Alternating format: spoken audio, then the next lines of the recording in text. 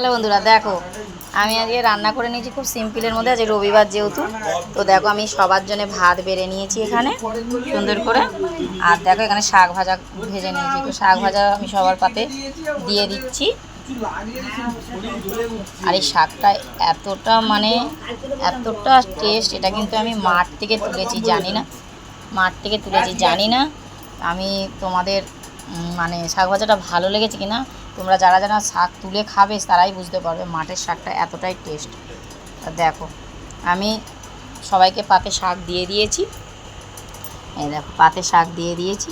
আর এখানে করেছি চিকেন কষা। চিকেনের রেসিপিটা অবশ্যই আমি তোমাদের ভিডিওতে দিয়ে দেবো। চিকেন কষা করেছি, দেখো মানে এতটা টেস্টি হবে তোমরা বুঝতে পারছো না, না করলে আমি রেসিপিটা দিয়ে দিয়েছি। রেসিপিটা একবার ট্রাই করে দেখো, আর খেলে অবশ্যই ভালো লাগবে। দুপুর সবাইকে আমার মেনুটা কেমন লাগলো সিম্পলের উপরে অবশ্যই কমেন্ট করো। খাওয়া দাওয়ার শেষে আম নিয়ে বসে গেলাম। কি আজ তো সিম্পল রান্না করেছি, তা সবাই বলছিল আম খাবো, তো আমটা কেটে আমি ফ্রিজে রেখেছিলাম, তা বার করলাম এখন ঠান্ডা ঠান্ডা, তো আমটা শেষ পাতে খাবো। তো টাটা বন্ধুরা।